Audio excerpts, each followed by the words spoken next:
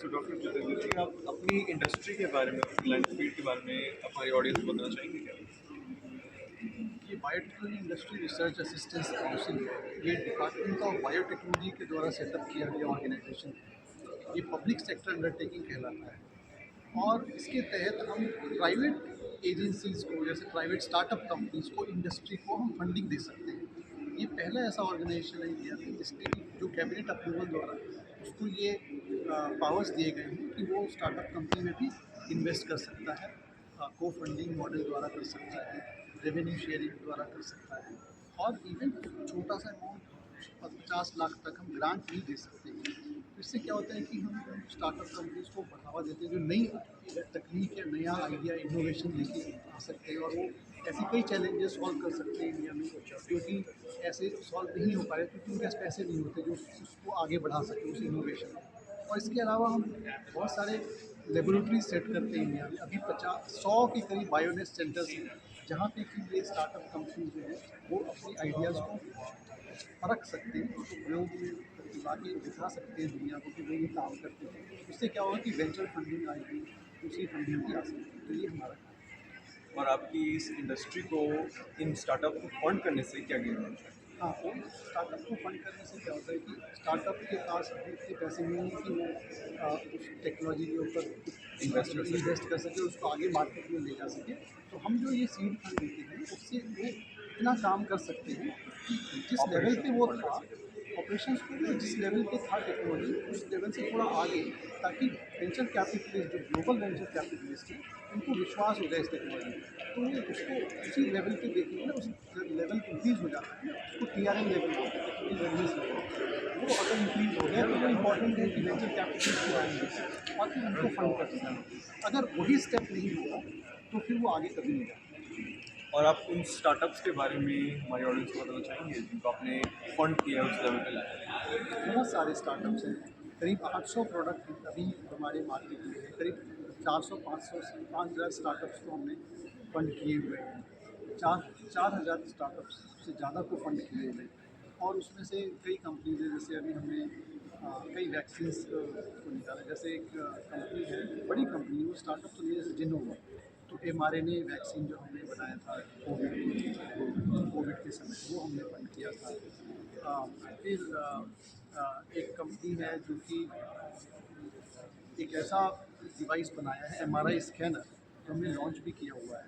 वो स्कैनर जो है वो इंडियन बहुत ही सस्ते में बन जाता है। जैसे 4-5 करोड़ अगर वो बाहर की कंपनी से हम खरीदते हैं तो इंडियन कंपनी ने बनाया है, वो बहुत कम सर, उसमें हीलियम की भी ज़रूरत नहीं है। MRI scanner, portable MRI scanner बनाया है।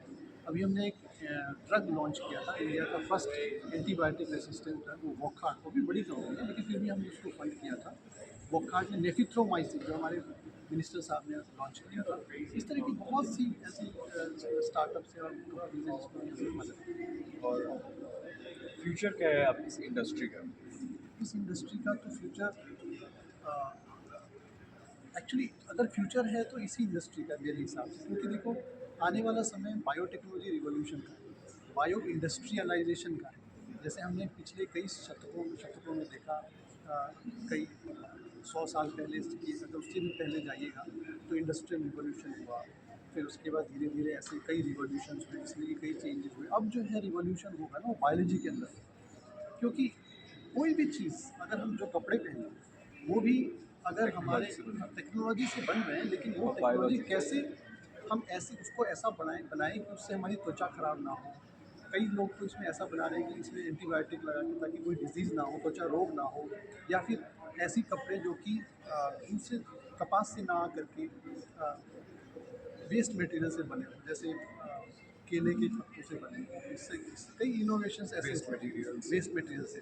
तो अगर मान लो हम भवन की बात करते हैं, बिल्डिंग की, तो ऐसे बायो बेस्ड मटेरियल से बिल्डिंग बन सके। तो हर चीज़ में, एग्रीकल्चर में अगर हम जा रहे हैं तो एग्रीकल्चर में क्या हम ऐसे वैक्सीन्स एग्रीकल्चर के माध्यम से प्रोड्यूस कर सकते हैं, प्लांट्स के माध्यम से कर सकते हैं।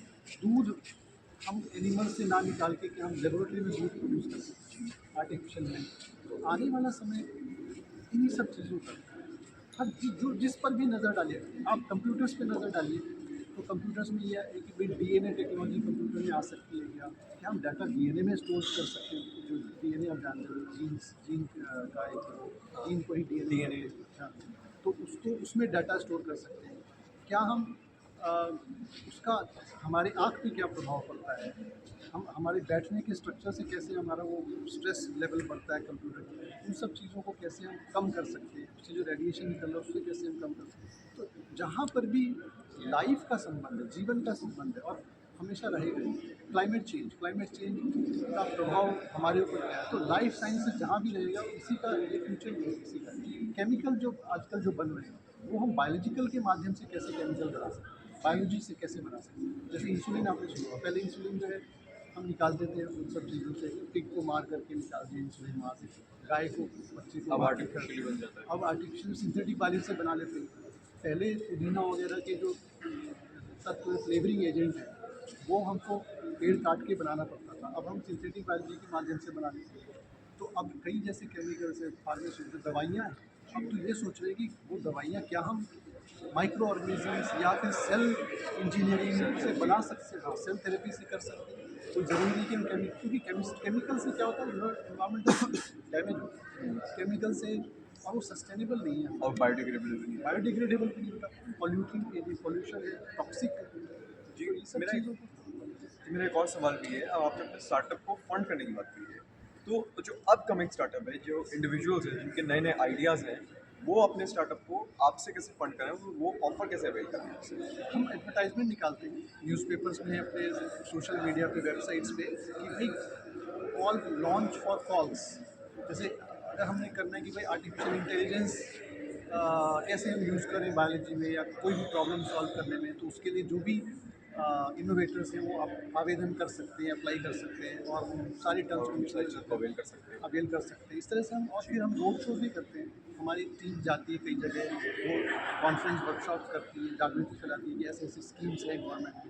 इस तरह से काफ़ी कुछ हम ये सब बहुत बहुत शुक्रिया दिलजीत जी। और आप हमारी ऑडियंस को क्या मैसेज देना चाहेंगे? ऑडियंस को मैं ये मैसेज देना चाहता हूँ कि हमारा जीवन अनमोल है, और उसको किस तरह से हम क्वालिटी अच्छा कर सकें, उसके लिए हमेशा प्रयत्नशील रहिए, और लाइफस्टाइल अच्छा कीजिए जिससे कि कम से कम मेडिसिन की ज़रूरत पड़े, पॉल्यूशन आप कम फैलाइए जिससे कि इन्वायरमेंटल डिग्रेडेशन कम हो, इन्वायरमेंटल पॉल्यूशन कम हो, कृषि में आप जागरूकता रखिए, ताकि ऐसा ना हो कि कोई मिलावट का सामान आपको खिलाया जाए, या फिर ऐसी चीज़ जो आप न्यूट्रिशन नहीं है, न्यूट्रिशन बेनिफिट्स जानिए ताकि आपका शरीर स्वस्थ रहे।